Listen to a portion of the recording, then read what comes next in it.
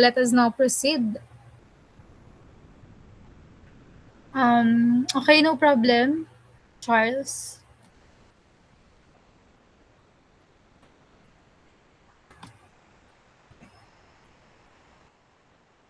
Okay, so start na tayo. For the kinetics of particles. Ready ko lang ang aking pen. Okay, so in this lecture class, you will learn the basic concepts of kinetics and how to solve engineering problems involving the Newton's second law of motion. So it includes a discussion of dynamic equilibrium and the equations of motion. So first, what is kinetics? So kinetics class is a branch of dynamics that deals with the relationship between the change in motion of a body and the forces that cause this change. And the basis for kinetics is Newton's second law, which states that when an unbalanced force acts on a particle, the particle will accelerate in the direction of the force with a magnitude that is proportional to the force.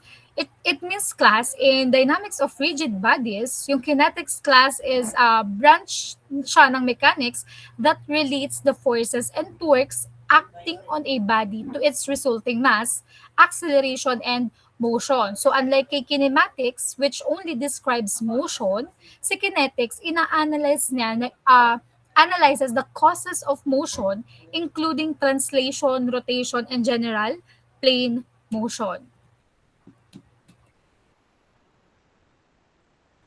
Yes, Mary Grace. Nakapag-attendance ka naman sa akin. Okay.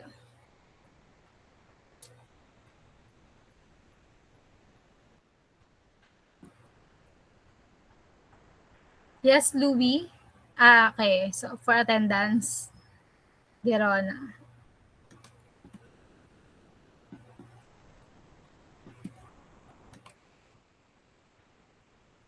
Okay, so next, for Newton's second law of motion, ayan. So, ang Newton's second law of motion is a quantitative description of the changes that a force can produce on the motion of a body. It is one of the most important in all physics for a body whose mass or yung M natin is constant, and it can be written in the form F is equal to M times A, or yung force is equal to mass times acceleration. So they are both vector quantities. Okay? So if a body has a net force acting on it, it is accelerated in accordance with the equation. Conversely, if a body naman is not accelerated, so there is no net force acting on it. So itong second law of motion, itong Newton's second law, it can be verified class experimentally by applying a known unbalanced force to a particle and then measuring the acceleration. And since the force and acceleration are directly proportional, so the constant of proportionality natin, yung si mass, may be determined from the ratio m is equal to F over A. And this positive scalar M is called the mass of the particle, and being constant during any acceleration, so yung mass natin, they provide a quantitative measure of the resistance of the particle to a change in its velocity, that is its inertia. Next slide. Ito, yan. So, Newton's second law class of motion is best understood by imagining ito, the following experiment as stated kanina doon sa previous slide natin. And a particle is subjected. Yes? Sir Jovit, tulong. Mamaya. Okay, again. So, a particle class, so for example, ito ang particle natin, it is subjected to a force F1. So ito yung force F1 natin. Wait lang, baka mali yung aking, yan, ito. Ito yung particle natin, again, which is subjected to a force F1 of constant direction and constant magnitude na F1. So under the action of that force, the particle moves in a straight line and in the direction of the force. So ito class, itong unang figure natin. And by determining the position of the particle at various instants, so we find that its acceleration has a constant magnitude. A1. So ito yon, yung acceleration ni F1. So ito yung A1. Okay, if we repeat the experiment, so for example, ito namang sa second image natin, with forces F2, or ito naman, kay forces F3 of a different magnitude or direction, ito, figure B and figure C, we find each time that the particle moves in the direction of the force acting on it, and that the magnitudes A1, A2, and A3, so anong mapapansin nyo? Yung acceleration ng itong lahat ng image na nandito, they are proportional to the magnitude F1, F2, and F3 of the corresponding forces. Thus, magkakaroon tayo class ng formula for this, F1 over A1 is equal to F2 over A2, that is equal to F3 over A3, in which it is constant. Okay? So, itong figure natin, experiments show that a force applied to a particle gives the particle an acceleration proportional to the magnitude of the force and in the same direction as the force.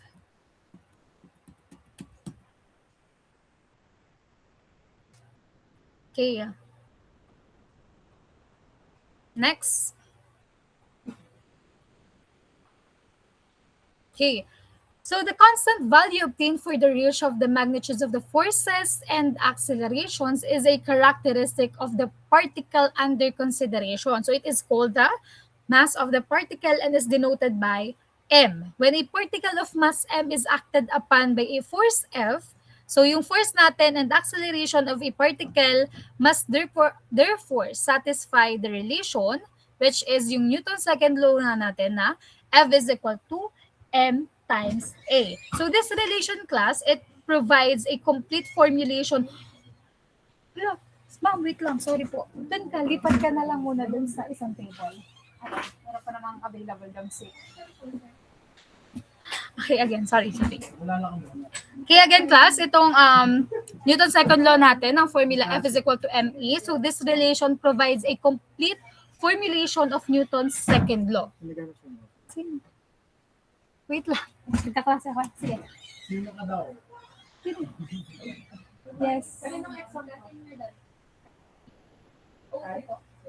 Anong program? CE? CE, oh. Pwede daw po ma-check. Yung inyong exam. Wait, sige. Wait lang, class. O2. Nakita ko kayo. Ako magpapato. Sige, sir. Kaso ng O2. Nasa pinakailalim pa. Sabi na. Ano yung kanila So, ari nga, pakikuha na lang. Yan, nasa pinakadulo pa. Pakibalik na lang, sir. Dahil ipapakita ko pa dahil sa kanila yan next week. Okay, so sorry. Next. Okay, so asa na tayo? And next, for Newton's second law naman, which has a multiple forces. So we have the summation of force, which is equal to MA pa din, okay? Where summation of F class, it represents the sum or resultant of all the forces acting on the particle. Okay, so next we will proceed to the system of units. So there are two systems of consistent kinetic units that are currently used. We have the International System of Units or SI units and US customary units or English units. So isa-isahin muna natin yan. First, for International System of Units or SI units, the base units are the units of length, mass, and time, and they're called respectively the meter, the kilogram, and the second. So yan class yung mga SI units natin, meter, kilogram, and seconds. So SI units are said to form an absolute system of units. And that the three base units chosen are independent of the location where measurements are made, and they always have the same meaning.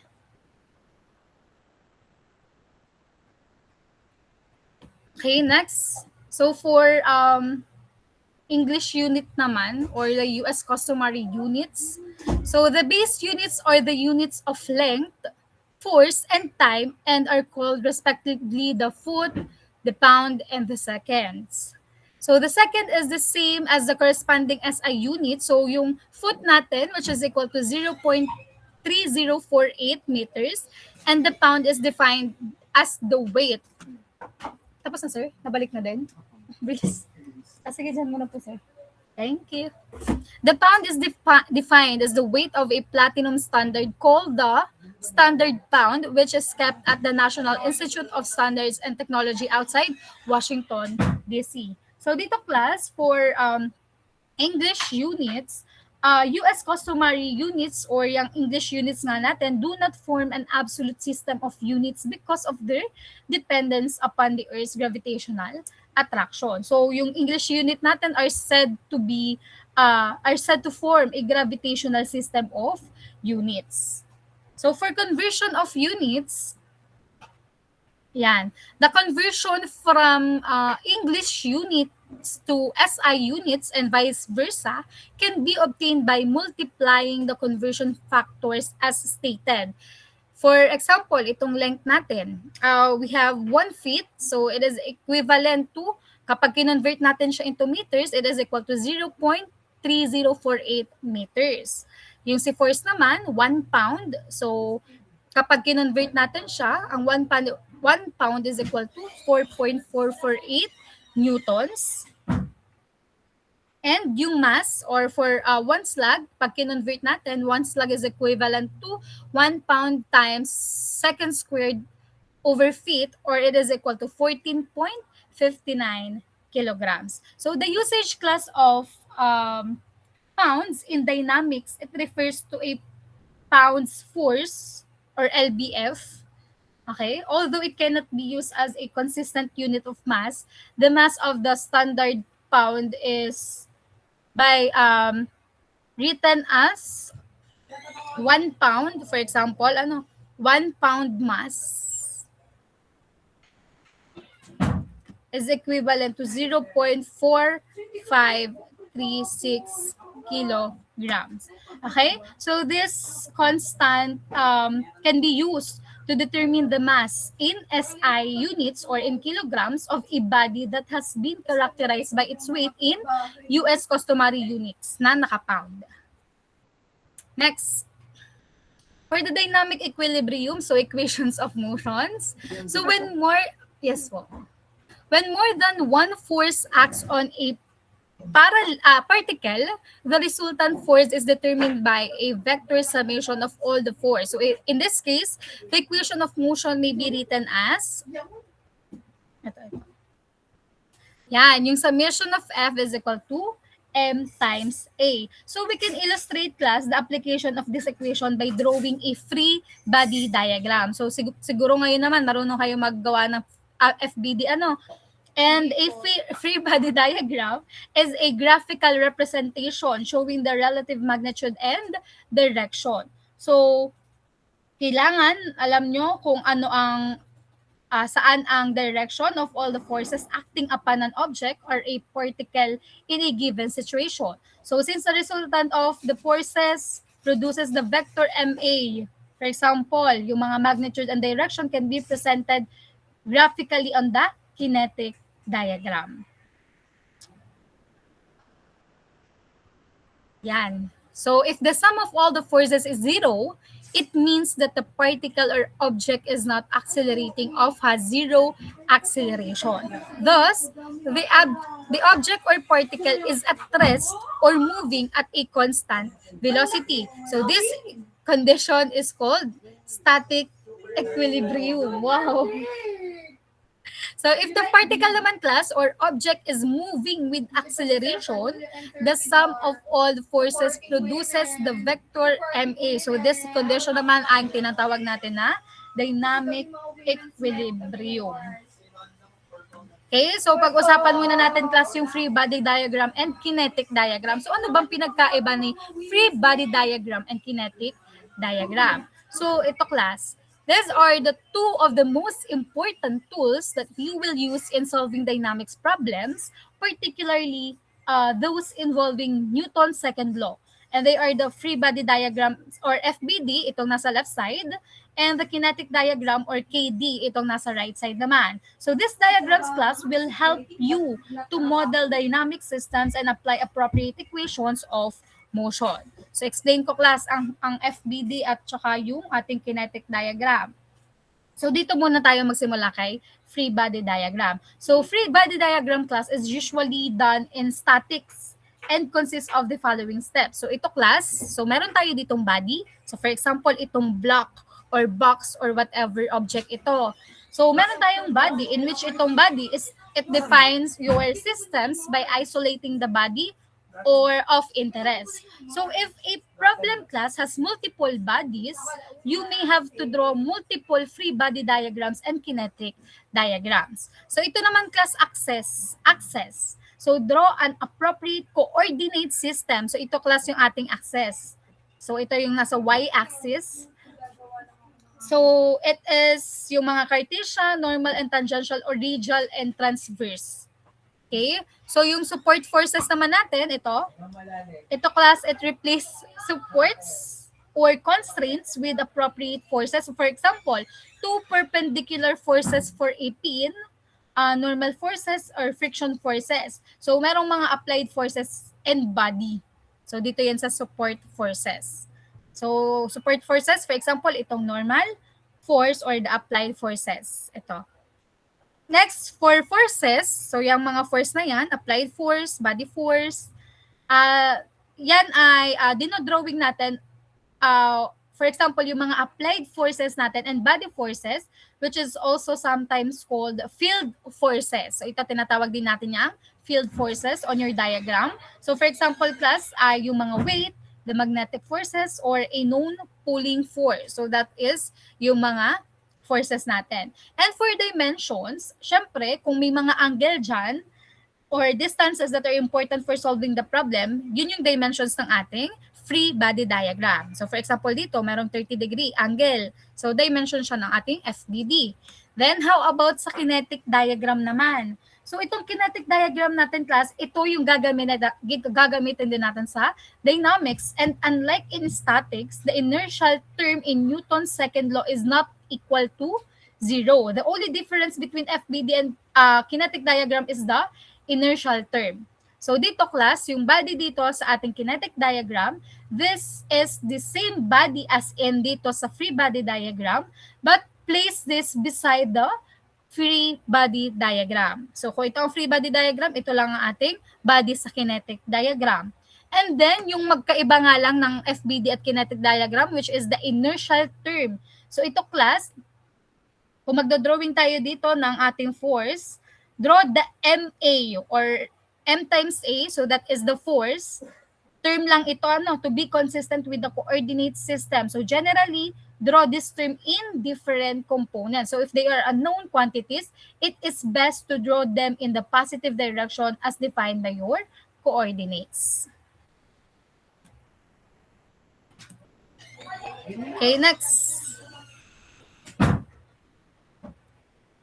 So for inertial reference frame, so ito class, when applying the equation of motion, it is important that yung acceleration natin, acceleration of this particle, be measured with respect to a reference frame that is either fixed or translates with a constant velocity. So in this way, class, the observer, so for example, andito kayo, kayo yung observer na to.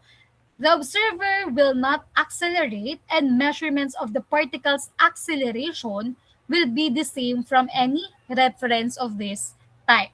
So such a frame of reference is commonly known as Newtonian or inertial reference frame. Again, pwede itong tawaging Newtonian. Okay.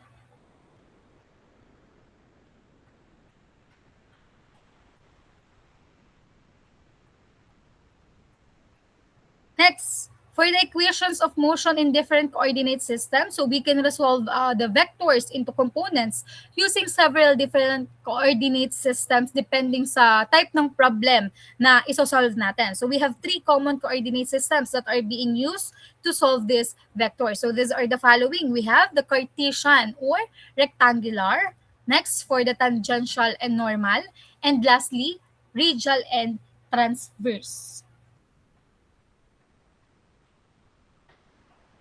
Okay, so iisa-isahin pa natin yan, class. So, simulan natin kay Cartesian. So, equations of motions are rectangular components. So, ito, class.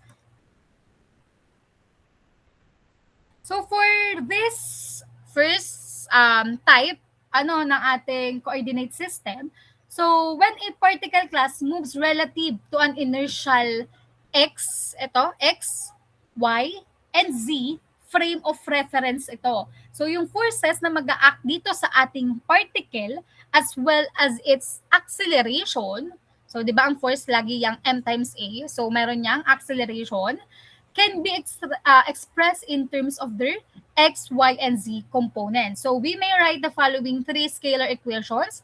The summation of f of x is equal to m times a sub x, summation of f sub y is equal to m times a sub y, and summation of f sub z is equal to m times a sub z. So these equations, class, are of motion are used to solve problems which require a relationship between the forces acting on a particle and the accelerated motions they cause. So these are the procedures on how to solve this problem. So first class, so dito for example dito kay rectangular components. So unang class, magagawa muna kayo ng free body diagram. So again, kung dapat marunong na kayo magawa ng inyong FBD. So kailangan magsaselect muna tayo ng inertial coordinate system. Most often, kapag rectangular siya or dito sa ating x, y, and z coordinates, so they are chosen to analyze problems for which the particle has rectilinear motion. So once yung coordinates natin ay na-establish na,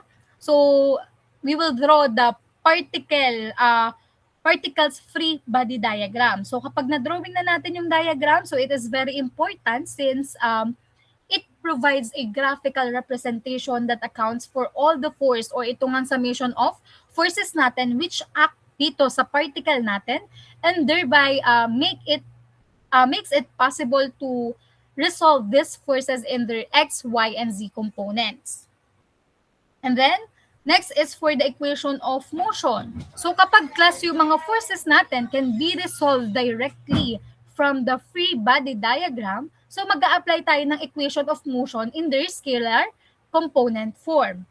And for kinematics naman, so if the velocity or position of the particle is to be found or meron nga na given na velocity or position, so it will be necessarily to apply the necessary kinematic equations once the acceleration is determined from the summation of forces. And in all cases, make sure the positive inertial coordinate directions ang gagamitin natin for writing the kinematic equations and they are the same as those used for writing the equations of motions. Otherwise, simultaneous solution of the equation will result in errors. Okay, so if yung solution naman natin is for an unknown vector component, it yields a negative scalar or it indicates that the component acts in the direction opposite to that which was assumed. The next, so meron naman tayo later na sample problem for that rectangular components. Next, for equation of motions, tangential and normal component. So dito naman, class, when a particle moves along a curved path, so ito class, yung particle natin, then nag-move siya along this curved path, which is known the equation of motion for the particle may be written in the tangential, normal, and binormal directions. So note that there is no motion of the particle in the binormal direction since the particle is constrained to move along dito sa curved path natin. Okay? So for this one, we have the equation, summation of f sub t is equal to, so ito yung class, m times a sub t. So summation of f sub n naman, so for example, ito it is equal to m times a sub n, and the summation of f sub b is equal to m times a sub b. So yung a sub t natin, class, so ito ay dv over dt, right? So it represents the time rate of change in the magnitude of velocity. So yung a sub n naman natin, so that is the v squared over rho, in which it represents the time rate of change in the velocity's direction.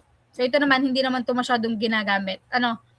Then, kapag yung problem, class, is nag-involve siya ng motion of a particle along a known curved path, yung normal and tangential coordinates natin should be considered for the analysis since yung acceleration components natin can be readily formulated.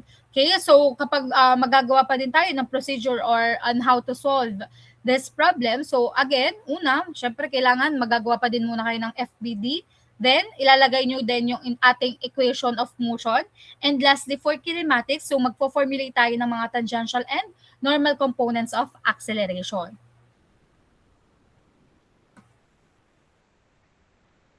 And for last, we have the equation of motions for radial and transverse components. So dito naman, class, when all the forces acting on a particle, dito again sa particle natin, are resolved into cylindrical components. So kapag cylindrical components siya, the equation of motion may be written in the radial and transverse components. So ito, class, ang ating equation for radial and transverse components. We have the summation of f sub t, it is equal to m times a sub t, then summation of f sub n is equal to m times a sub n, and summation of f sub b is equal to m times a sub b.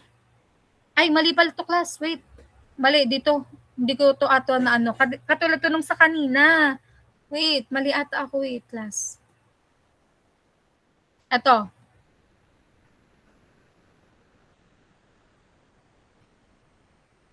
Ayusin ko lang, class, yung ating tawag dito, diagram.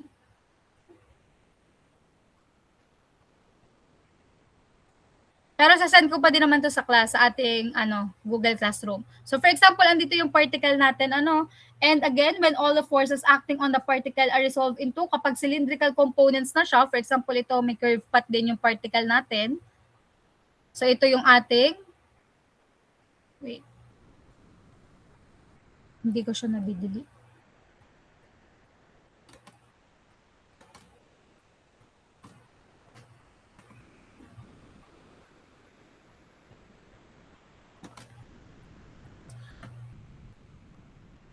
Ito, class, yung ating yung unang force, ito yung particle. We have the summation of F sub Z, UZ. Then ito, class, yung ating summation ng F sub theta, U theta. And lastly, dito sa ating last coordinate, summation of F sub Z, F sub R, U, R. So, magiging equation natin for radial and transverse components is that summation of F sub R is equal to M times A sub R. Okay? Then, sa next, summation of F sub theta, so it is equal to M times A sub theta. And last, for summation of F sub Z, so it is equal to M times A sub Z. So, mas isa-send ko pa din naman to, class, yung mismong graphical diagram representation ng ating radial and transverse components. So, re-edit ko na lang itong ating PowerPoint presentation. So, again, para, class, makapagawa tayo or makapag-solve tayo ng problems, again, magagawa muna tayo ng FPD diagram, then the equation of motion, which is atong sinulat ko. And for kinematics, magpo-formulate na tayo ng radial and transverse components of acceleration. And if any of the acceleration components is computed as negative quantity, so it indicates that it acts in its negative coordinate direction. So, simulan muna natin sa ating sample problem.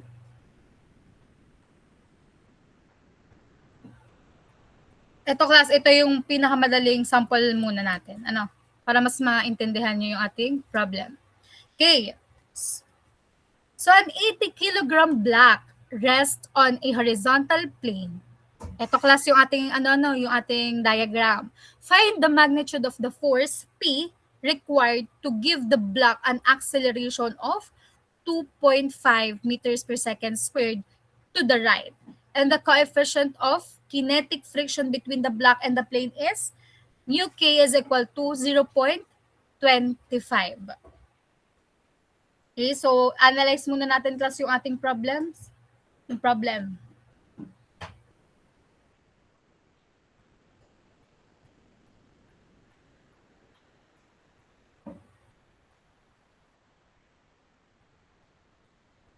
Okay, so dito class, this block, itong block na to, yung 80 kilograms, will have a weight applied to it. So meron yan class na weight. So paano natin gagawin yung ating FBD dyan? So kailangan laging downward yung ating weight. So ito yung ating weight. Again, W o yung force natin is equal to M times G. Diba? Ang weight is equal to M times G. So susulat ko na lang dito.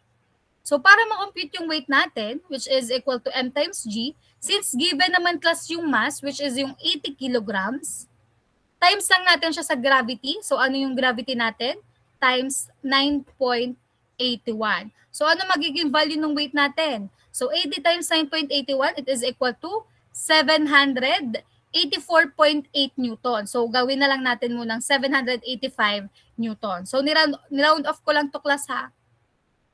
Nasusundan nyo, try nyo mag-solve din para makasunod kayo class. So again, ulitin ko muna to. So di ba class, meron tayong given na block which is yung 80 kilograms.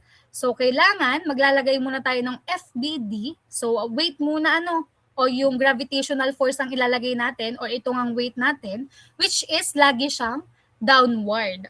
Okay? So weight is equal to mass times gravity. So given tayo ng mass, which is yung 80 kilograms, times lang natin siya sa gravity na 9.81 at ang naging value ng ating weight is equal to 785 newtons. Okay. So next, ano pa yung ating mga forces? So lagi din tayo dyan may normal force. So anong normal force? Opposite siya lagi class ng weight. So lagi yung pa-upward itong ating normal force. So we have normal force. Then next, since meron tayo dito class na force na magpo-push dito sa ating block to the right, so magkakaroon niya ng acceleration. So next na force, so body diagram na ilalagay natin sa free body diagram. So maglalagay tayo ngayon class ng friction. Okay? So F na lang. Small letter F yung ating friction. And since meron tayo ditong force class, yung P, at iyan ay parang naka-resultant na. So ano ang mga components ng ating P na to? So we have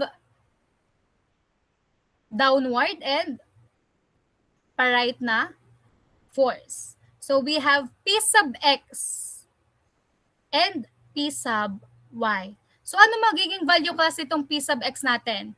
Yung naintindihan nyo, ano magiging value? Ito class ay sa physics nyo. Na nakadepende dito sa ating given na theta. P sub X is equal to P. Yes, yan, may nag-raise ng hand. Yes, Bernalyn Umali. P cosine 30 po. Okay, very good. That is P cosine 30. Bernalyn Umali, ayan. Okay, so bakit class? Explain ko lang ulit kung kayo ay nakalimot na ng paggagawa nito. So di ba class, for example, gagawin lang ulit natin tong triangle. So di ba ito class yung ating theta dito? So kapag x-axis or itong x class, tandaan nyo lang yung SOHCAHTOA. SOHCAHTOA. Pero dito madalas kapag ganito lang class, sine and cosine lang ang gagamitin natin. So for P sub X, since ito class yung ating given na theta nandito, so di ba parang ito na din yung ating P sub X. So ano ba yung ating P sub X? Ito ang theta. So that is adjacent. right? Adjacent over hypotenuse. So ito yung ating P sub x. Naka-adjacent siya sa given na theta. So that is why yung P sub x natin is equal to P cosine 30. And for P sub y naman, so since ito yung P sub y natin, so ano ba yung ating theta? So diyan ay opposite sa ating angle. That is why P sine 30 yung ating P sub y. Class, may question dito o baka kayo naglilito pa? Pero para mas madali yung tandaan, lagi kapag yan ay pa-horizontal, or yung x component, so that is always cosine. And for our vertical component, so that is sine. Naka-sine siya. Okay, so next tayo, class. So summation of forces na tayo. We have summation of forces to the x components. Ang gagamitin natin, class, so kapag right, to the right, yung ating arrow, so yun na yung positive natin. So depende din naman sa inyo kung gusto nyo ang left, yung mga left ang positive. So depende, pero para mas mapadali sa inyo, yung right na lang at saka yung pa-upward ang ating gagawin na positive.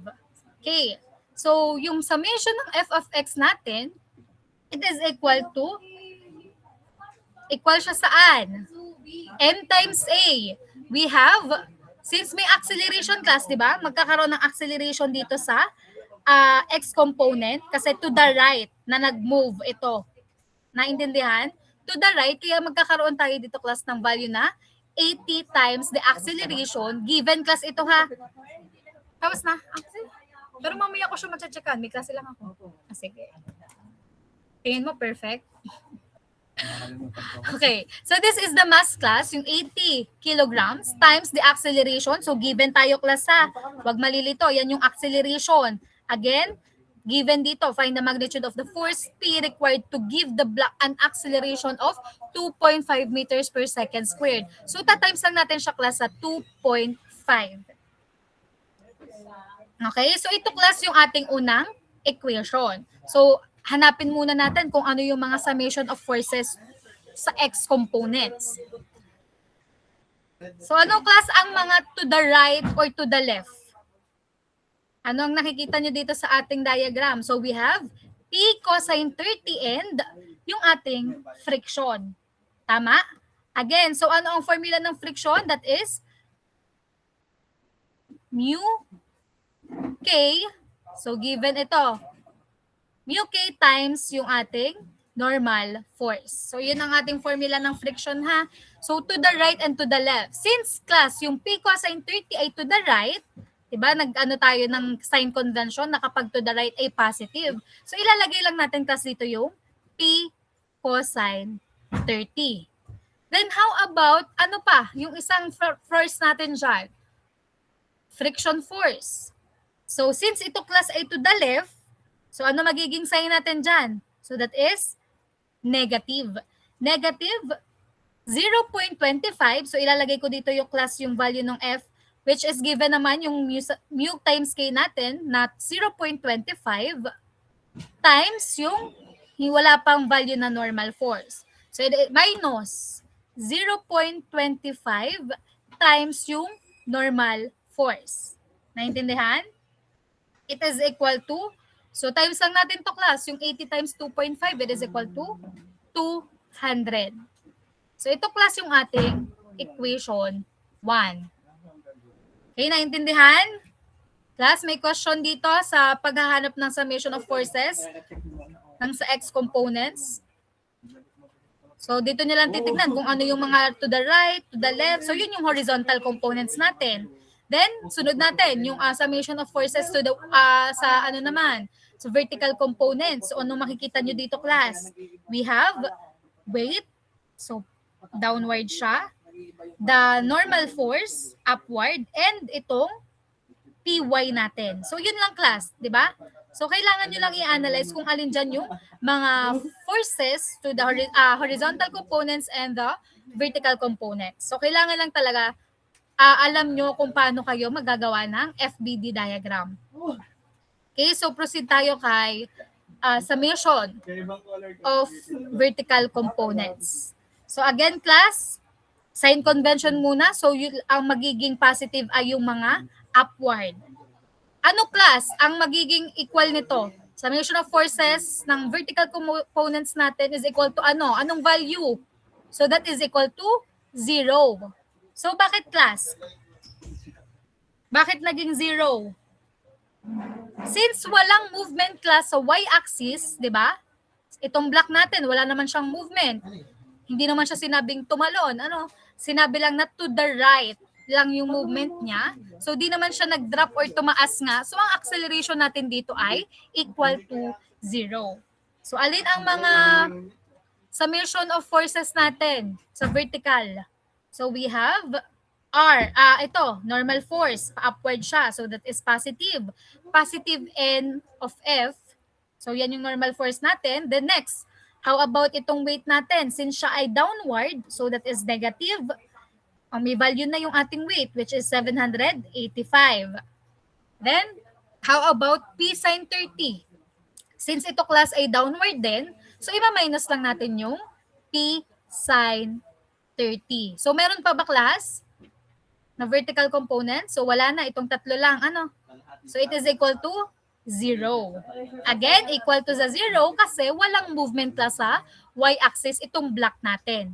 Again, to the right lang, according dito sa ating problem. So, to the right lang yung movement niya. Hindi siya tumaas or nag-drop. So, ang acceleration nito ay 0. O, next. So, ayusin lang natin to class. Kuhanan lang natin ng isang, N of F is equal to, so kuhanin lang natin ito class para sa equation 2. So, ilipat lang natin itong 785 at saka itong P sine 30 para ito na mismo yung isa-substitute natin dito kay normal force. So, we have 785 plus P sine 30. Naintindihan to class? Dilipat ko lang ha, parang kinuha ko lang itong N of F. So, it is equal to 785 plus P sine 30.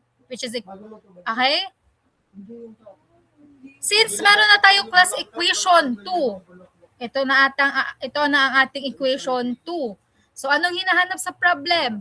Find the magnitude of the force P. So, ito mismong P ang hinahanap. So, makakukuha na ba natin, class? Paano natin makukuha kaya yung value ni P? Since meron na tayong class ditong NF sa equation 2, so ito lang class ang isa-substitute natin dito kay N sub F. And then, ano magiging unknown na lang? Ang magiging unknown na lang ay itong P. So, yung P na lang, which is yung hinahanap natin dito sa unang problem. So, ito ang gagamitin natin, class. We have P cosine 30 minus 0.25 times, ang N sub F natin is equal to 785 plus P sine 30, which is equal to, ito pa din sa equation 1, it is equal to 200. Okay, class, paki-compute ano ang magiging value ng P natin. Sige, class, try nyo mag-compute. Your universe.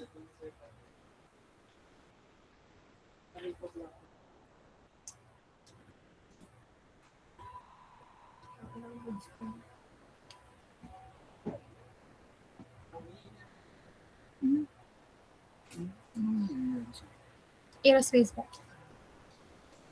Hey, may nakapag-solve na ba, class? So, ano ang magiging value ng P natin? Shift solve nyo na lang para mas madali kayong makapag-solve. Sige, sabayan ko nga kayo ulit. Okay, so alpha x cosine ng 30 minus 0.25 times 785 plus alpha x sine ng 30 is equal to 200. Shift solve. Okay, so anong na-compute? Sino nakapag-compute na nito? Sige. Yes. Ay, wag na si Vernaline. May reset ka na for today. Yung next naman. Yes, Aisel. Marie Flandes. 534.73. 534.73. Okay. That is right. That is correct. Okay, thank you, Aisel. So, P is equal to 534.73. So, lagi tayo class 2 decimal places ha. So, anong unit nito class? Newton. Ito class ay naka-Newton. So, ito ang final answer natin for sample problem number 1.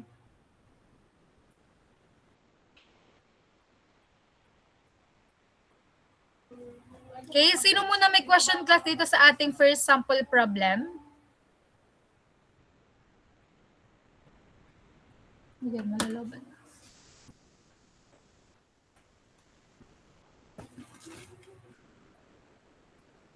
Class, wala kayong question? Sure, naintindihan niyo ba itong ating unang problem?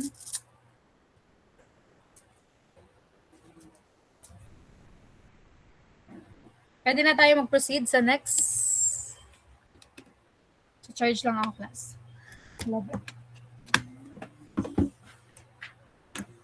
Heather's on chair.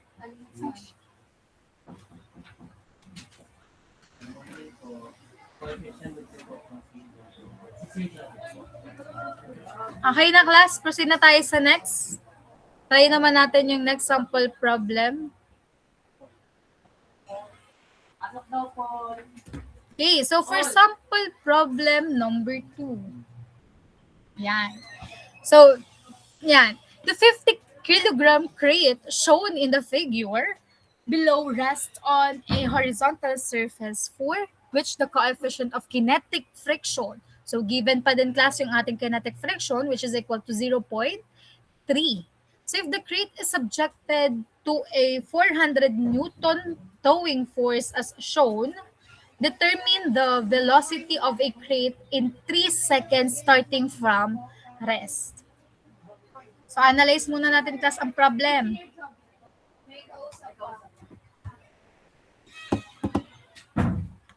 So, sa problem class, given. So, given tayo class ng 50 kilograms crate. So, lagay na muna natin dito para mas magets nyo yung ating problem. So, ang given class, so meron tayong mass na equal sa 50 kilogram. The next, ang ating F or yung force na given, so given din yung ating F which is equal to 400 newtons. And yung ating kinetic friction, mu times K, it is equal to 0.3. And lastly, may given a time, which is 3 seconds. So sabi, if the crate is subjected to a 400 Newton towing force as shown, ito, may pulling force or yan, inaano nila yan,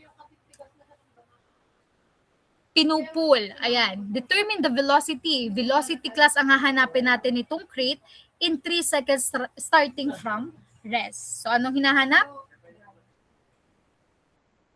The final velocity. Okay. So, meron tayo dyan class. Ipapakita ko na sa inyo kung ano ang magiging FBD natin dyan. So, ito, explain ko lang class ha. Diba class, lagi ako nagsasabi na dapat meron niyang gravitational force. And again, ano ang gravitational force or yung weight natin? So, lagi siyang downward. Dito lagi siya sa center nitong ating object. So, we have weight. Hindi class ito yung value ng ating W ha, yung 400 Newton, wag kakalimutan. W is equal to M times G. So, given tayo class ng mass na 50 kilograms times yung gravity na class. Kung walang given na gravity, so ito ay constant value niya ay yung 9.81. Baka nakakalimutan nyo or ngayon nyo lang nalaman yun class. So aware naman kayo class na ang value ng ating gravity ay equal sa 9.81. Kaya tinimes lang natin yung mass na 50 kilograms sa 9.81 meters per second squared. Okay. So ano magiging value class ng ating weight? Ano ang value ng weight natin? Yes, Louie, Eliza, Yerona. 490.5 po. Okay. So that is 390 or 4. Tama? 4 po. Okay. 490.5. Tama. 490.5 Newton. So, equal ko lang to. 490.5 Newton. Next class, since meron tayo dito na weight, again, laging opposite niya yung normal friction, normal force natin. Itong N sub F. And since may nagpo-pull class dito, magkakaroon tayo ngayon ng friction. So, dapat yan ay opposite pa din class. So, yung friction natin, which is equal to mu K times yung normal force, it is equal to 0.3.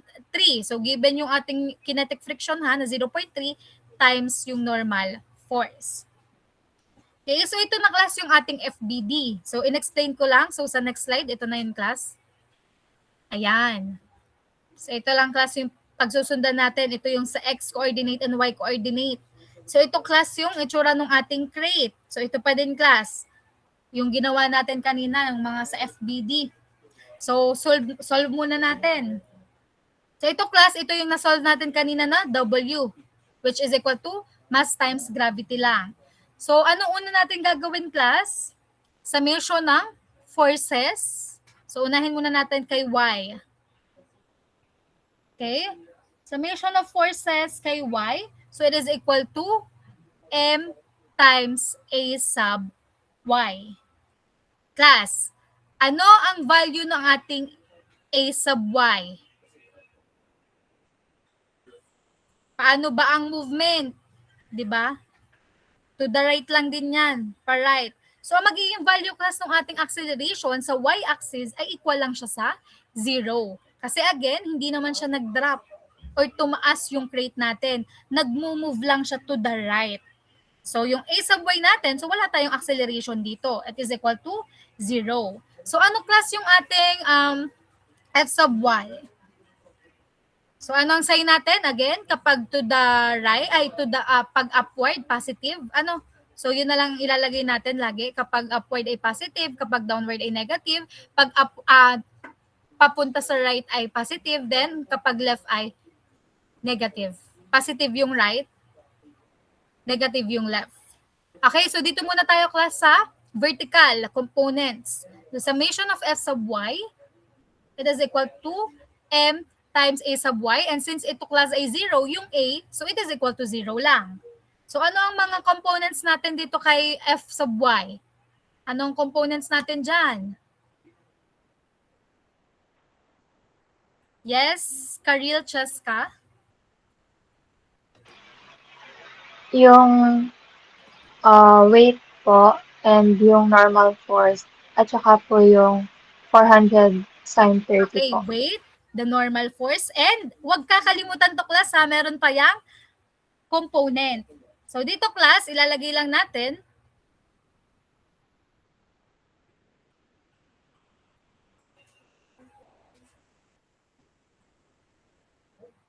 ito.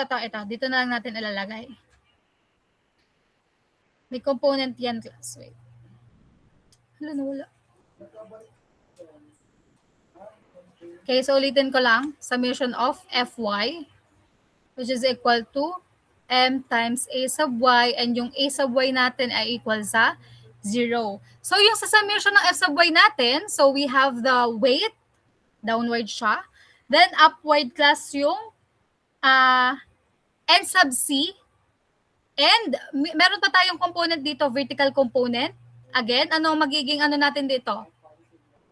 We have F, so ito yung F class, yung force. F sin theta, sin 30. 30 ang given, and ito class yung F cosine 30 degrees. Naintindihan? So since meron tayo class na given na weight, so ito muna ang unahin natin, upward. So we have N sub C kasi yun yung pa-upward. So yun yung positive. Then, next, positive din class yung F sin 30 kasi upward siya. Tama? So plus F sin 30 degrees. Then, how about yung weight? So that is negative since siya ay pababa. Negative 490.5 newtons. So it is equal to 0. Okay, so mako-compute ba natin class yung normal force natin dito? Class, mako-compute natin yan?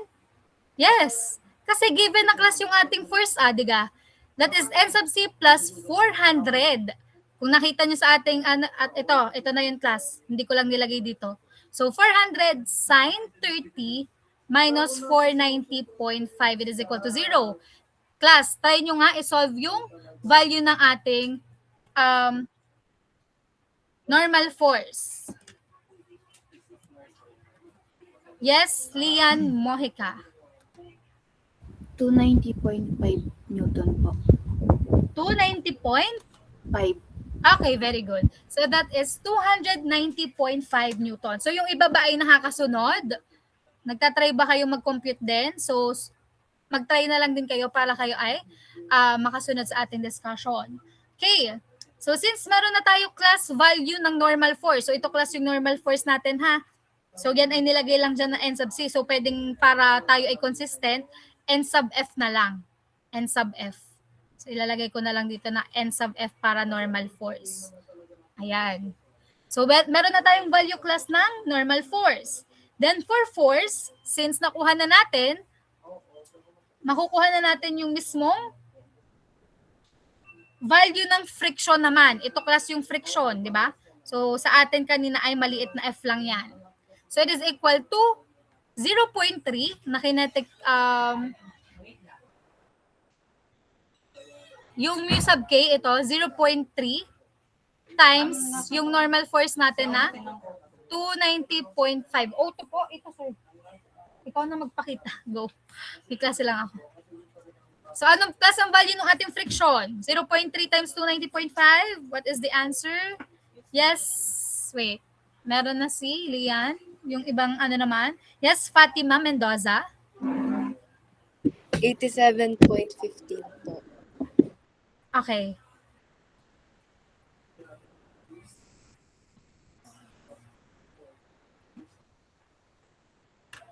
Wait, check ko lang din. Tama. 290.5. So that is 87.15. Okay, so isulat na lang din natin.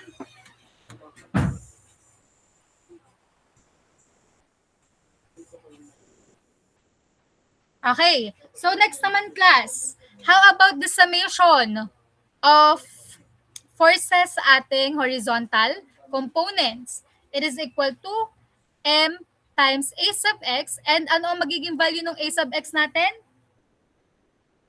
Yun ang wala pa. Right? So wala pa tayong value ng acceleration sa horizontal component. So ano class ang meron sa ating horizontal components? Ilan yon? Ilan yun class? Ano nakikita niyong value? Yes. Sino pa? Check ko lang class yung mga wala pang receipt. Meron na si Umali. Yes, Bernardo Sainil. Dalawa po yung nakikita ko po. Okay, alin dyan? Alin dyan ang ating Yung F horizontal cos components? 30 degrees and yung 0.3 times the normal force Okay, po, which very is good. yung So, ang gawin natin again, 87.15. pag to the right ay positive siya. So, since class itong F cosine 30 natin ay to the right, so ito ay positive. F cosine 30 or pwedeng idiretso na pala na 400. Ano? Kasi may value naman na tayo ng F. So, that is F or 400 cosine 30. Then, since ito class ay pa-left minus yung friction natin na nakuha na, which is 87.15.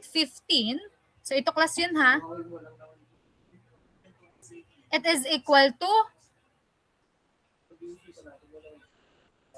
M times AX. Okay? Ay, class, sorry. Ito palang F natin. Bakit naging 490.5 yun? So, dapat yun ay tama, 400 lang pala.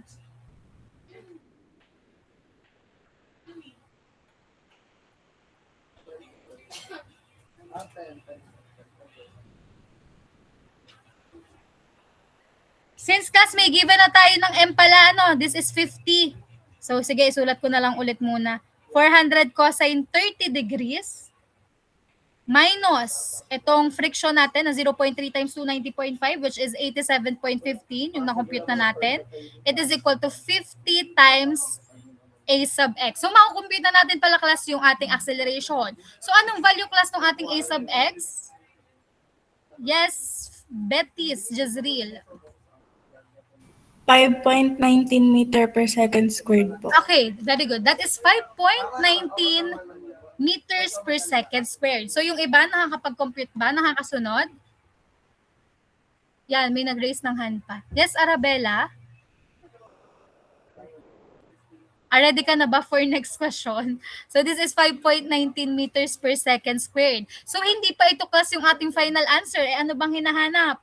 The velocity. So by using the formula, anong gagamitin natin class? V, or yung ating final velocity which is equal to V sub O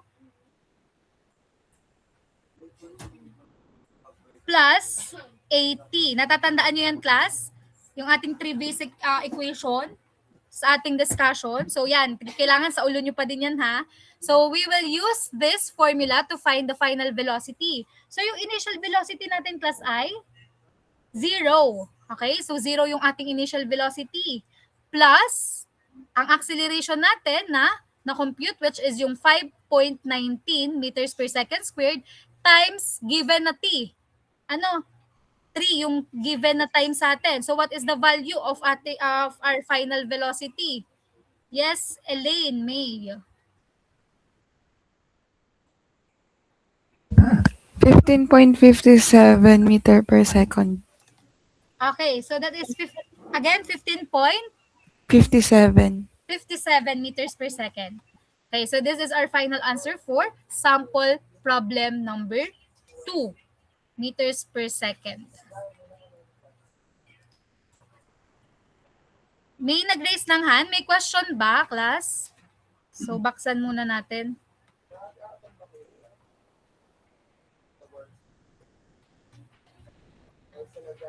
So, sino muna may question dito sa ating sample problem? So, naintindihan naman, class. Ano? So, analyze lang lagi ang problem. Again, next. So, kailangan alam nyo yung paggagawa ng FBD. So, kapag gravitational force or itong weight natin, lagi siyang downward. Yung normal force, lagi niyang opposite si weight. And then, kung meron tayong pulling force dito or mga applied force, so lagi lang din siyang opposite kay i-opposite natin sa friction. Okay? Then, next step, syempre, kukunin muna natin summation of Fy and summation of Fx. So, for example, class, ang given sa problem ay nag-accelerate siya or tumaas. Ayun kasi ay madalas ay sa may mga tension ay tumaas. So, class, ang magkakaroon na ng value ay ito, yung A sub Y. So, itong A sub X na natin ang magiging 0 kasi kung hindi naman siya mag-move to the right or to the left. Kapag to the upward or downward, so merong value yung ating acceleration sa Y, itong sa vertical natin. Okay, naintindihan? So, pwede na tayo mag-proceed sa next. Okay, so proceed na tayo dito kay next sample problem number 3. Okay, ito, kaya natin to. So, the 3 kilogram disc D is attached. Ito, kita nyo class yung sa ating figure? Naka-attach itong 3 kilogram disc D to the end, sa end ng cord as shown in the figure below.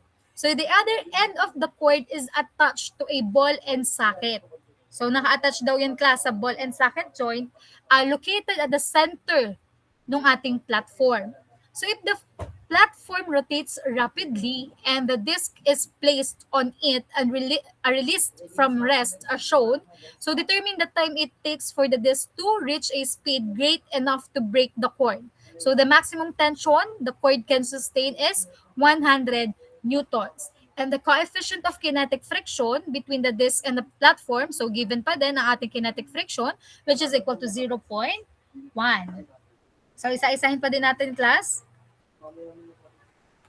So ano ang given sa atin? Ano yung mga given? So given ang mass, which is equal to 3 kilograms. Okay? So, radius. Class, given ito ha sa ating figure. Ang radius ng ating disk ay 1 meters. 1 meter. Then, for kinetic friction, or mu times k, it is equal to 0.1.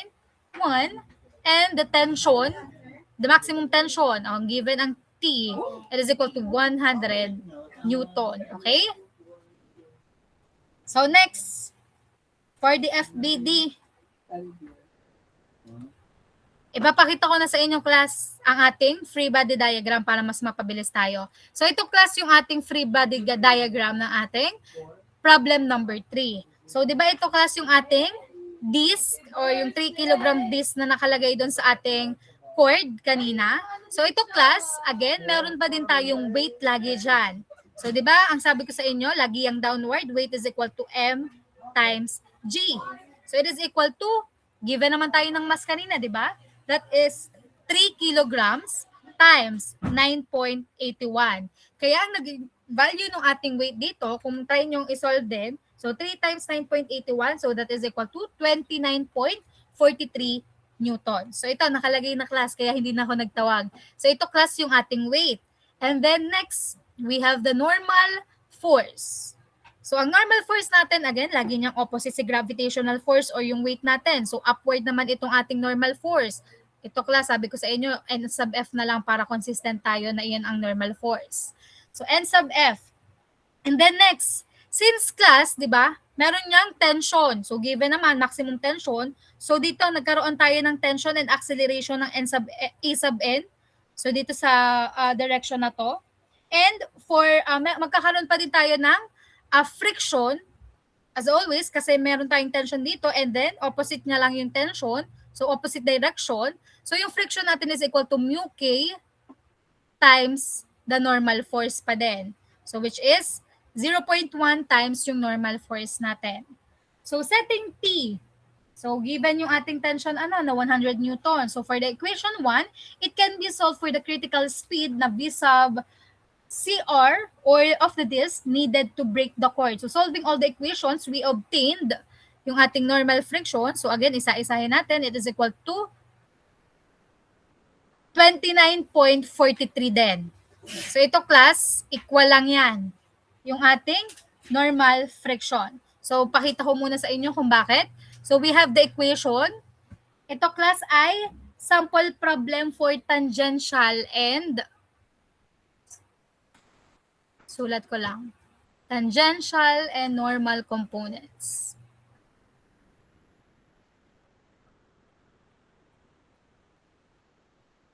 Okay, so yung kanina, di ba diniscuss ko sa inyo class yung ating equation for tangential and normal components? So for summation of F sub n, it is equal to M times A sub n. Summation of F sub t, so it is equal to M times A sub t, and the summation of F sub b.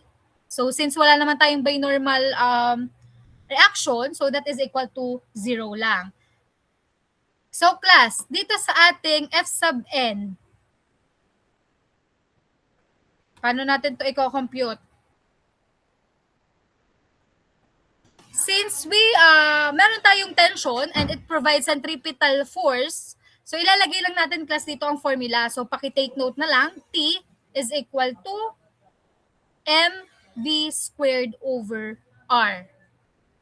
So tension provides, again, centripetal force, and we have the formula, T is equal to mv squared over r.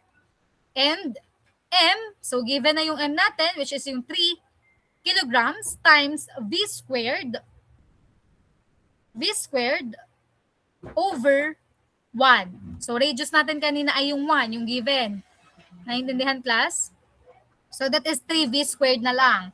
Yung t is equal to 3v squared. Then next, for f sub t naman. Ang f sub t natin class, so ito class yung kanina ha, f sub n. Then for f sub t, dun yung class sa normal force. So we have 0.1, so this is the friction, 0.1 times the normal force, it is equal to, ito yung f sub t natin, yung friction, ito, f sub t. So inilagay ko lang dito class para hindi kayo malito. Ito class yung sa F sub n, kaya yung tension ang meron tayo. Okay? So F sub B, so wala yan kasi wala naman tayo binormal action. Okay, so nasa na tayo? Ito.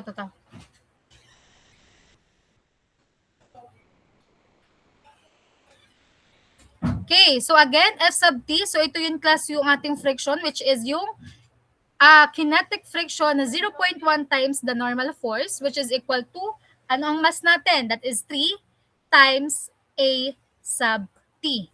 Okay, so ito lang class ha, ginamit lang natin itong mga equation. And then, F sub B. So ano yung F sub B natin? So ito yung F sub B.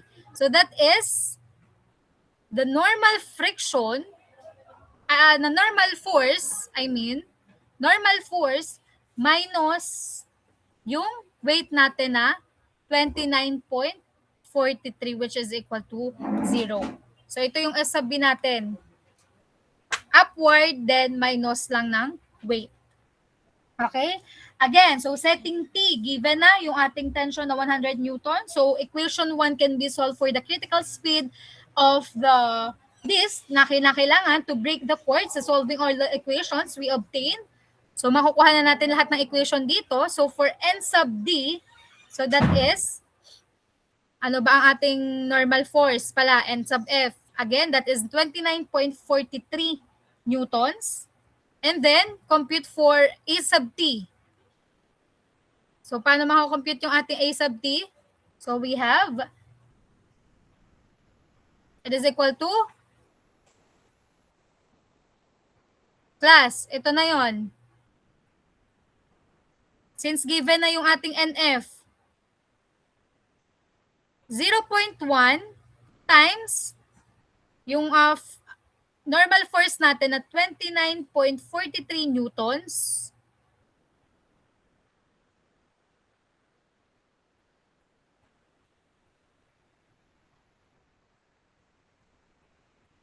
divided by, saan natin i-divide class? So dito yung equation na to, para makuha yung A sub T, divided by 3. So ano magiging value class ng ating A sub T? 0.1 times 29.43 divided by 3. Yes. Prisha May. 0.981. Okay. So that is correct. 0.981. So ano ang ating unit? Huwag kakalimutan, meters per second squared kasi ito ay acceleration. 0.981 meters per second squared. Okay? Then next, ano pa ang wala? V sub CR. So paano natin makakompute class yung V sub CR?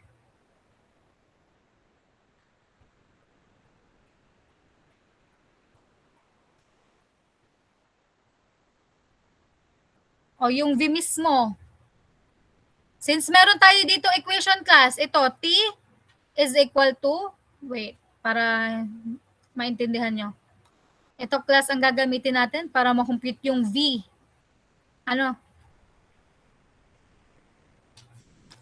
So T, ano ba ang value ng tension natin? That is equal to 100. It is equal to 3 V squared. Naintindihan?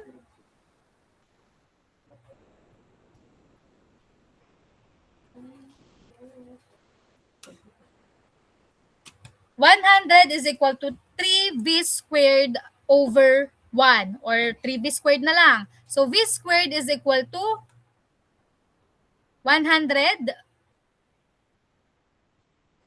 divided by 3. So nilipat ko lang class ito ha. 100 divide 3. So what is the value ng V natin? Square root lang yan. Square root of 100 over 3. Yes, Espeleta. 5.77 meters per second po. Okay, so that is 5.77 meters per second. Okay, so that's correct. So sulat ko lang again. V is equal to 5.77 meters per second. Pero class, yan na ba ang ating final answer? Hindi pa din. Ano ba ang hinahanap? Determine the time it takes for the disc to reach a speed great enough to break the cord. Since may given na tayo na velocity, gagamitin ulit natin class yung ating formula na ito class yung final velocity. Final velocity is equal to initial velocity plus AT. So ito class yung ating final velocity na 5.77. It is equal to, wala tayong initial velocity, that is 0, plus A. Ano ang value ng A sub t natin? That is 0.981 meters per second squared times t. Okay, so paki-compute, ano ang magiging value na ng t natin?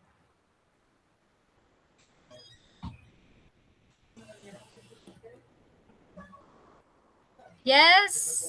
Uriel? Sige, pakilagay na lang dyan. Thank you. 5.88 seconds po. Okay. So, ang ating final answer, wait, ano ang apelyido ni Uriel? Di mailig po. Di mailig. Okay, thank you. Uriel, di mailig. Okay.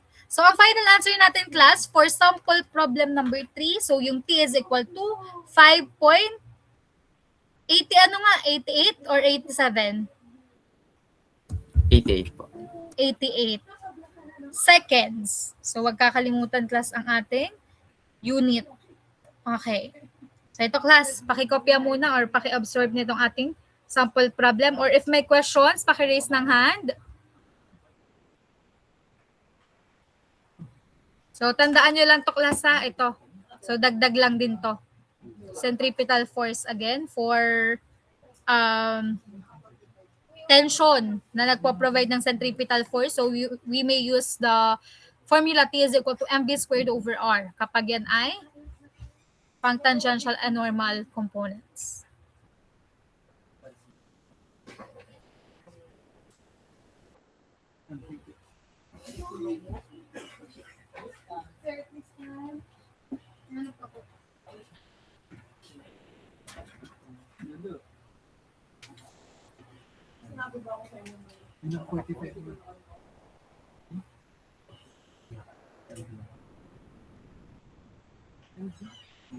Okay, next.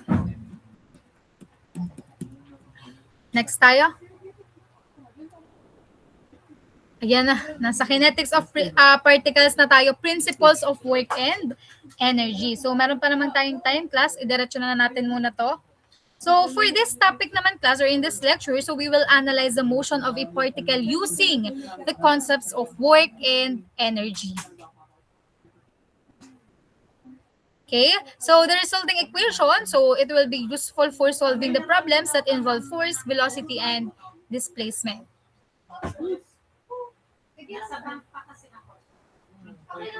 Okay, so for work and energy, so differentiate lang natin. Ano, in science and engineering kasi class, yung work and energy have very specific definitions that involve forces, displacements, masses, and velocity. So these two concepts are of great value in analyzing a wide range of engineering problems. So for work, so the action did on the object causing some displacement.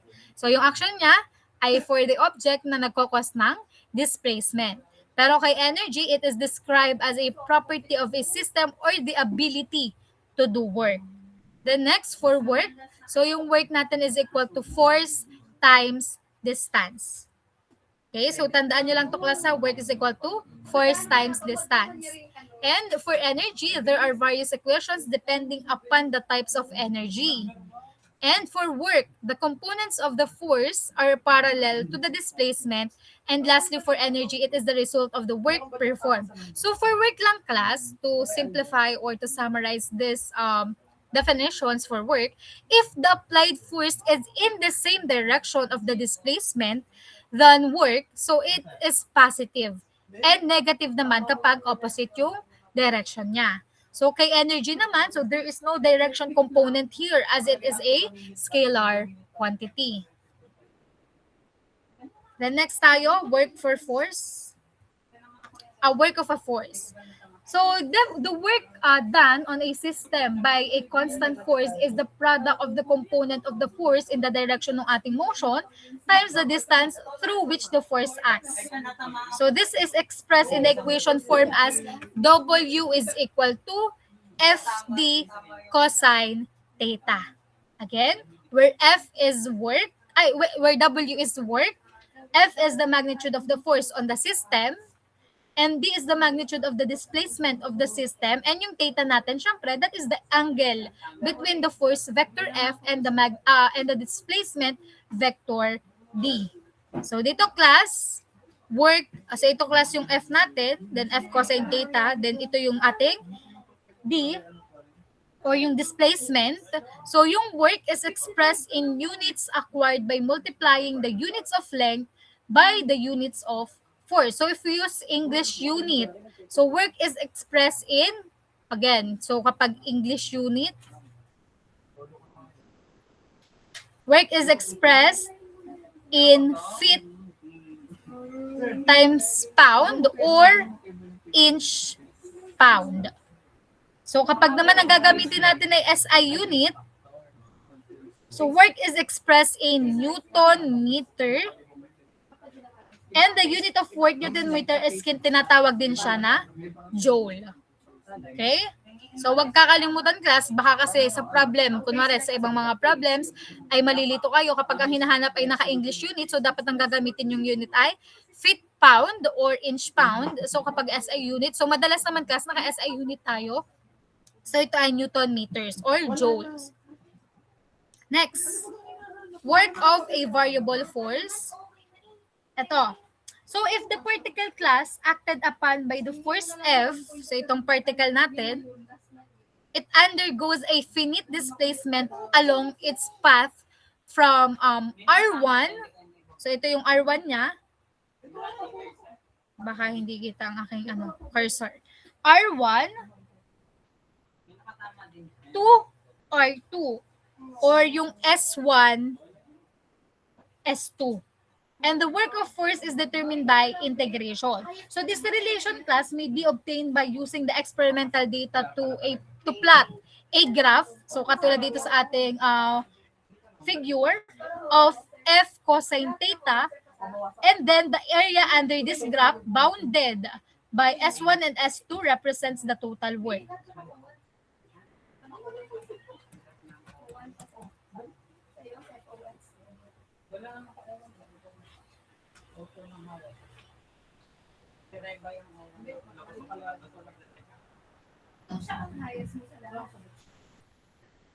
Okay, next.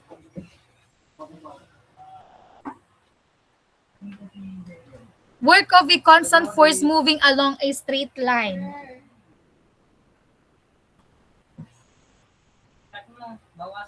Ito naman class. Explain ko lang din to.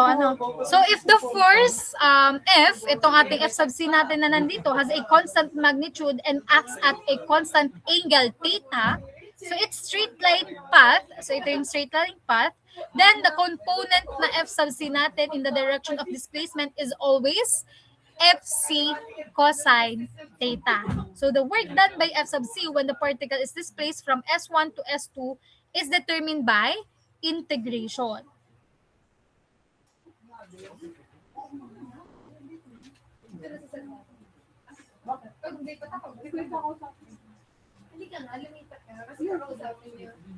Okay?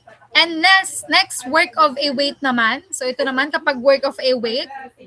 So consider a particle of weight naman, itong W natin, which moves up along the path S. So ito yung path S natin, shown dito sa figure. Below from the position S1. So below dito sa S1 to position S2. So at an intermediate point, the displacement dr. So itong displacement na dr natin is equal to dxi plus dyj plus dzk. Since yung w natin is equal to negative wj, or negative w theta y, so we have this equation. So u1 to 2 is equal to the integral of f times dr.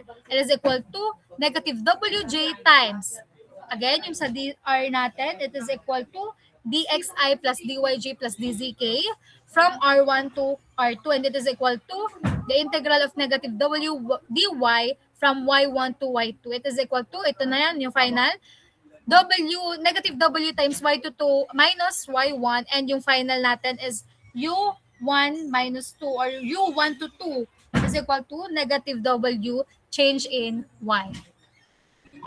So the work is independent siya sa path, which is equal to the magnitude of the particle's weight times its vertical displacement. So ito yung class. So yung W is negative since, bakit negative? Since its direction opposes the reference plane, XZ. So ito yung ating reference plane na XZ. But yung ating change or yung weight, the vertical displacement, ito, ay positive since it is above the reference plane. So above siya ng reference plane natin. And if the particle is displaced downward, so magiging negative na siya. Negative na yung vertical displacement natin. And the work of the weight will be positive.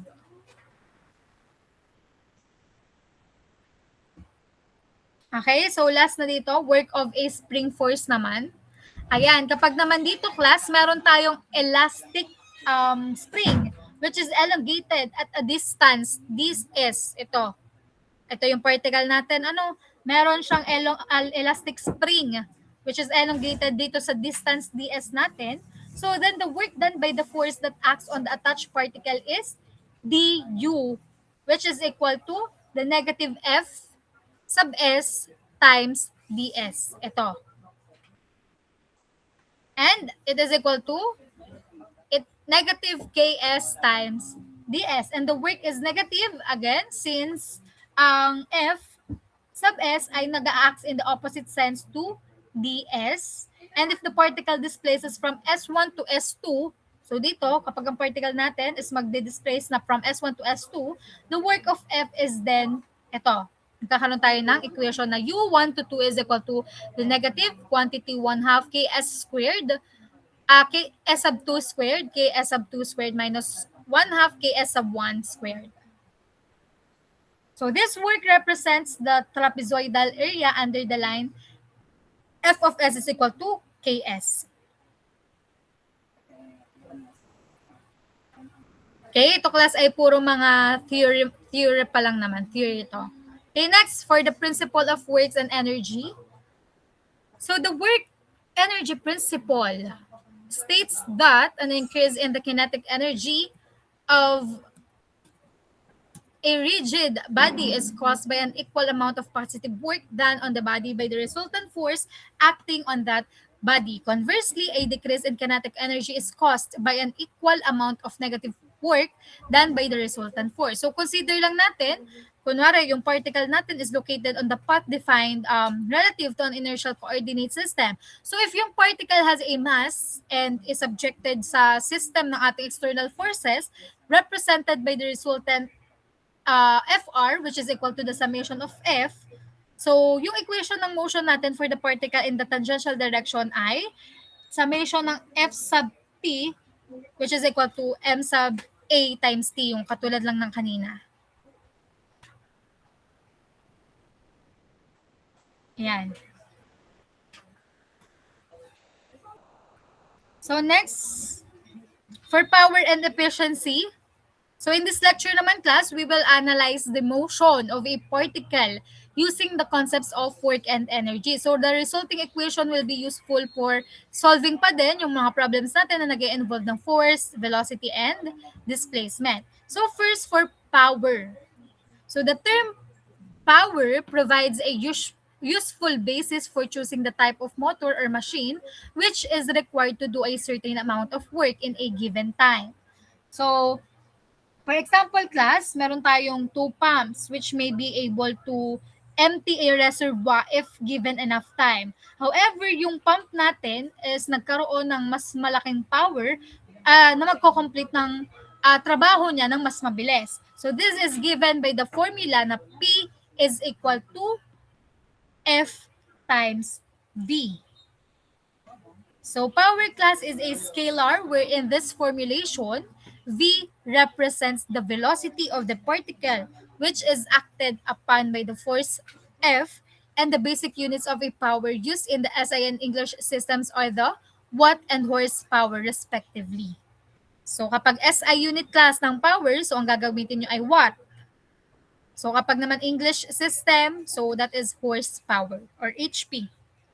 And for 1 watt, so we have the conversion, 1 watt is equal to 1 joules per second or 1 times Newton, 1 Newton times meters per second. And yung conversion naman class ng 1 HP to feet pound per second, so it is equal to 550 feet pound per second. So ito class ay conversion lang. And ito, tandaan nyo lang din, dagdag ko lang din class, ang conversion between the two systems of units, yung 1 HP, ilan kayang watt siya? 1 HP is equal to, ito, yan. May nakakaalam? Yes or yel? So yan ay medyo familiar din naman. 746 po. Okay, very good. Okay, wait lang. Tarahan lang kita. Di mailig, no? Okay. So again, 1 horsepower is equal to 746 watts. So yan, tandaan nyo lang din to class kasi gamit yan. The next for efficiency naman. So the mechanical efficiency of a machine is defined as a ratio of the output of useful power produced by the machine to the input of power supplied to the machine. So we have the formula. Ito, efficiency is equal to power output divided by power input. So yung power output will be always be less than the power input. And so the efficiency of a machine is always less than 1. And this is due to frictional losses developed in the machine. The next, if the energy supplied to the machine occurs during the same time interval at which it is drawn, then the efficiency may also be expressed in terms of the ratio. So, kanina class, ito, power output. Output ang nasa numerator. So, pareho lang din. Then, ang nasa denominator ay input. So, kapag naman class sa energy, so yan naman, ang efficiency is equal to energy output divided by energy input. So, tandaan nyo lang din, again, that power output will be always be less than power input, and so, yung magiging efficiency natin ay laging less than 1. And this is due again to frictional losses. So, yan na yung ating power and efficiency. Then, for conservative forces and potential energy, so we have a definition lang ng conservative force. So, if the work of a force is independent of the path and depends only on the force's initial and final position on the path, then we can classify this force as a conservative force. So, ano kaya pwedeng example natin class for a conservative force? So, yung weight ng particle class, so example lang, nilagay ko na natin dito. Weight ng particle,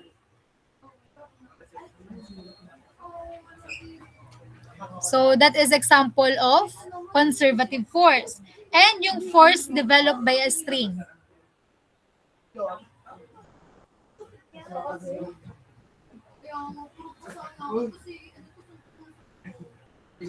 So, example din yan kas na conservative force.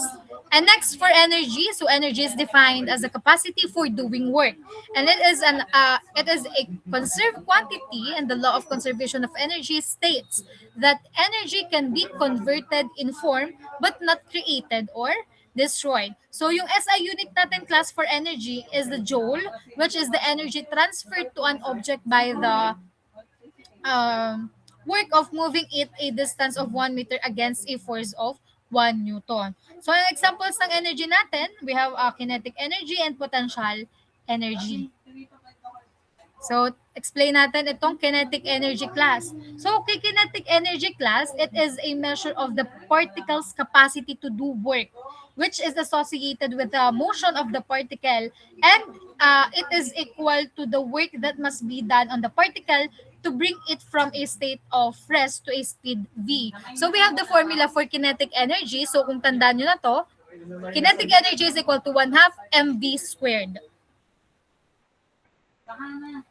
Then, ang potential energy naman natin, class, so it is a measure of the amount of work a conservative force will do when it moves from a given position to the datum. So we have different type of potential energy. So we have gravitational potential energy, elastic potential energy.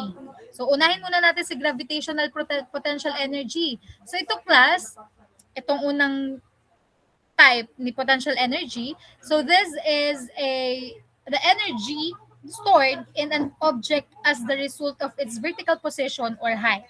So yung energy stored, that is the result of the gravitational attraction of the earth for the object. So it is given by the formula V sub G is equal to W times Y, where ang W natin, class, that is the weight, and Y is the displacement, and the sign of Y depends on the datum line. So if Y is above doon sa ating datum line, so that is positive.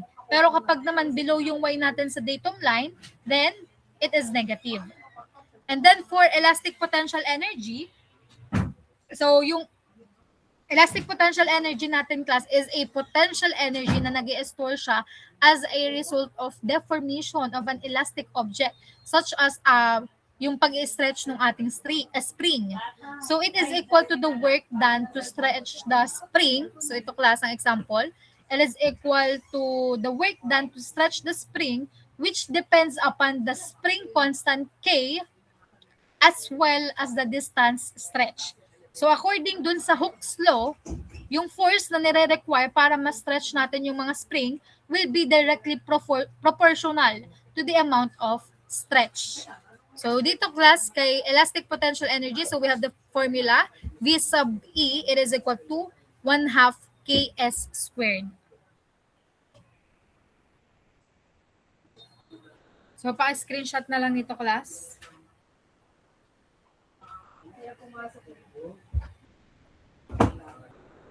Then proceed na tayo kay conservation of energy. Okay, so for conservation of energy, class, ito ay formula lang din naman yan. So when a particle, ito example, when a particle, class, so ito example natin, yung bola natin is acted upon the systems of both conservative and non-conservative forces. So the portion of the work done by the conservative forces can be written in terms of the difference in their potential energies, and as a result, the principle of work and energy can be written as potential energy 1 plus the kinetic energy 1 plus F sub NC times S is equal to PE2 plus the kinetic energy 2. Okay? Where? So ano ba yung mga yan? PE, class, is equal to mgh, or mass times gravity times height. Then yung kinetic energy natin is equal to 1/2 mv squared. Yung F sub NC natin, it is all the non-conservative forces. And last, S is the distance traveled by the particle.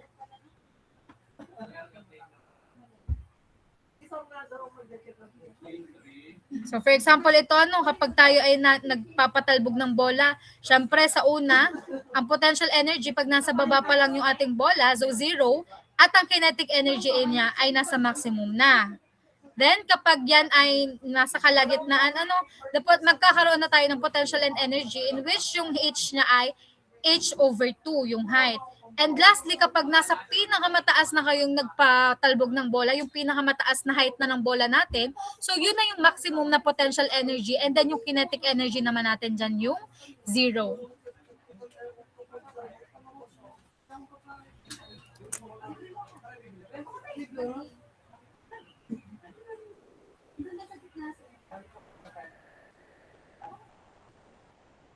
Okay, so try lang natin tong sample problem for principle of work and energy. Ayan. Okay, so the 3,500 pound automobile shown in the figure below. So kita na ang ating figure. Yes. I-discuss pa ako, mamaya na ako, ma'am. Saan ba kayo bibili? Kantin? Sige. Padami na lang, ma'am.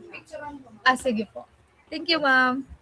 Okay, the 3,500 pound automobile shown in the figure below travels down the 10 degrees. So, given tayo ng data na naka-inclined yung road at a speed of 20 feet per second. So, if the driver jumps on the brakes, causing his wheels to lock, determine how far o yung distance the tires skid on the road. So, the coefficient of kinetic friction, so given yan palagi, madalas, oo talaga, given yan, kinetic friction natin, which is equal to 0.5. Okay, so isa-isahin muna natin, class. Ano ang given sa atin? So, given tayo class ng mass, which is equal to 3,500 pounds. Tapos na ba kayo, DRB? Hindi pa. Ay, hindi pa kayo nakapag-DRB. Makinig na kayo. Okay. So, for mass, it is equal to 3,500 pound. Then, yung theta natin, angle, which is equal to 10 degrees. Lalagay lang natin kasi yung mga given para hindi kayo malito. Then, next, speed. Ano yan, class? V, which is equal to 20 feet per second. Then, ang mu k o yung kinetic friction natin is equal to 0.5. Anong hahanapin? The distance. Or yung S. Okay, so pakikopya nitong given para hindi tayo magpapauli-uli. So, class, ipapakita ko na agad sa inyo yung ating FBD. Since marunong naman na kayo magawa or mag-ano ng FBD natin. Ayan. So, ito, class, yung FBD ng ating sample problem number 4. So, ito, class, so lagi yung may gravitational force downward. So, ito yung 3,500 pound na automobile natin. So, parang yan na yung kanyang mismong gravitational force. And then, syempre, yung ating normal force or itong N sub F natin ay opposite lang din itong ating gravitational force. And then, since nag-accelerate itong ating sasakyan, di ba? Nagta-travels daw yan downward, down, sa inclined plane na to. So, magkakaroon siya ng friction. Okay? So, since tapos na tayo dito sa ating FBD, so, anong sunod natin gagawin, class? Summation tayo ng force. Yan.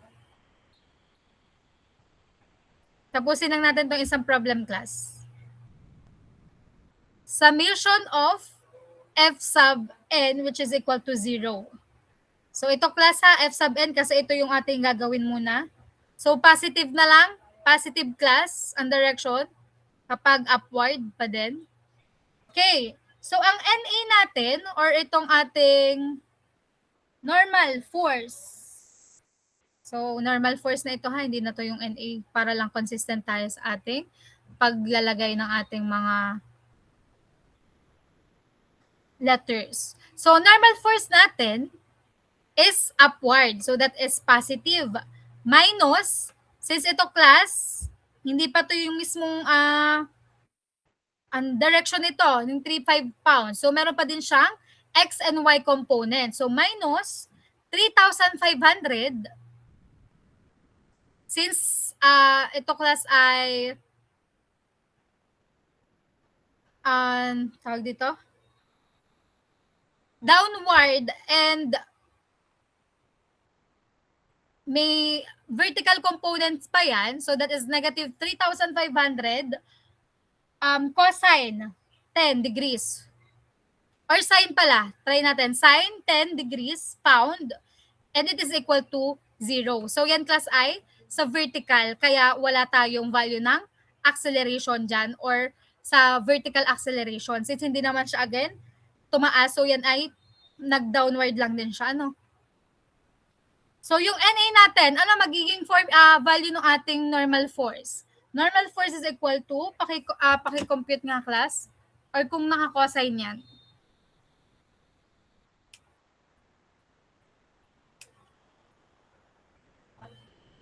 $3,500.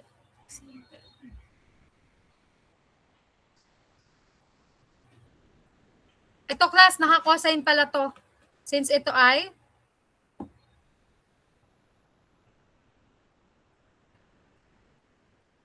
Ito, baliktarin ko lang. Ito, 3,500 cosine 10 degrees pound. So, what is the value ng ating N sub F? Yes, Jeremy? 3,446.827 po. Okay. So, that is 3,446.827. 827. Again, anong point? 827 po. 827 or 83 pound. So, naka-pound yan, class. And then, next, for the friction. Ito yung friction natin dito, ano? It is equal to, again, ang formula ng ating friction? Lagi siyang kinetic friction times the normal force. So, it is equal to 0.5. So, given naman tayo ng kinetic friction kanina na 0.5 times yung normal force natin kasi na-compute na 3,446.83 pounds. So, ano magiging value class ng ating friction? Ano magiging value? So, iba na yan class, hindi yan yung katulad kanina nung dinidiscuss natin. Kasi ito ay sa power and energy na. Yes, Rensmar Ramos. 1,723.42 po. Okay, correct. That is 1,723.42.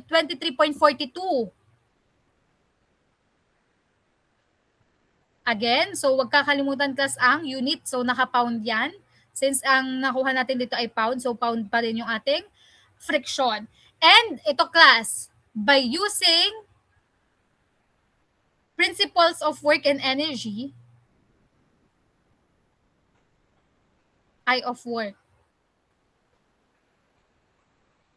and energy, so we have the formula, yung T1 natin is equal to the summation, plus pala to, ipa-plus lang natin. T1 plus the summation of U1 to 2, it is equal to T2. So ano yung T1 natin class kanina? Ano yung T1 natin? So, for this T1, we have 1/2. So, yun yung kanina class na dinidiscuss ko sa inyo, 1/2 times 3.5 pound. So, para lang class ma-compute natin yung feet per second. So, i-convert lang natin siya. Ito feet, 32.2 feet per second squared times 20. So, ano yung 20 kanina? That is the velocity, 20 feet per second. So, kinonvert lang natin plus yung summation ng U1 to 2, which is 3,500 pound. So, wala tayong given ng S. So, yun mismo ang hinahanap natin, class. Yung distance S. So, ito, class, yung distance S. S sine 10 degrees minus, di pa tayo tapos dyan ha, yung yun naman ng 2 minus yung ating friction. So yung friction natin class na 1,723.42 pound times S is equal to 0. So solving for S, ano magiging value ng ating S? Paki-solve nga class.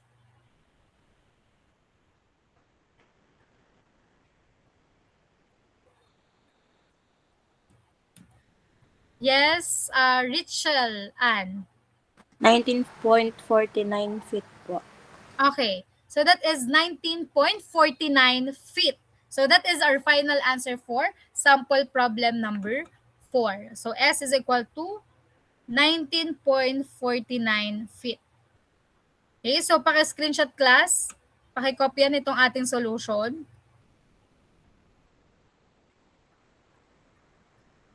Meron pa tayong last 2 problem pero since time na, so sa next meeting na lang tayo magdi-discuss nung last 2 problems.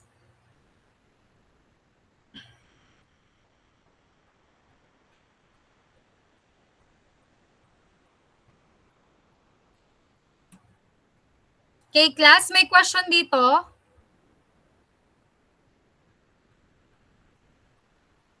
Okay. So, kung wala naman ng question, class, since lunch break nyo na din naman, at tayo ay medyo nag-overtime na, itutuloy ko na lang next meeting. So, last 2 problems na lang naman yon. And if ever na may mga questions kayo sa ating mga na-discuss, yes or Yel? Ma'am, kung kasama daw po yung lesson ngayon sa prelims. Hindi pa naman, hindi. Hindi siya kasama. So, ang kasama lang ay yung first 2 topics na na-discuss natin. So, matagal ko lang nagawa yung inyong prelims. Nakala ko ay matutuloy nung last week. So, next week class ang ating prelims sa time natin mismo. So, yun lang, first 2 topics ang kasama. So, ito hindi pa naman. Pang midterms na yan. Okay? So, syempre, kung mag-midterms naman tayo, hindi ko na isasama yung na-exam nyo na. So, ito na lang itong dinidiscuss natin ang pang midterms para hindi kayo masyadong madaming aralin. Okay? So, yun lang class. Kung wala ng question, thank you for attending and thank you for listening. So, magtutuloy tayo ng ating discussion next week. Kasi next week ay prelims nyo. So, wala tayong discussion nun. So, exam lang yon. So, next week tayo magtutuloy ng discussion natin. So, yun lang class. Pwede na kayong mag-leave sa ating meeting and mag-lunch na din. Mag-lunch na din kayo. Bye everyone! Goodbye and thank you po. Thank you po. Oh, ma'am. Goodbye po.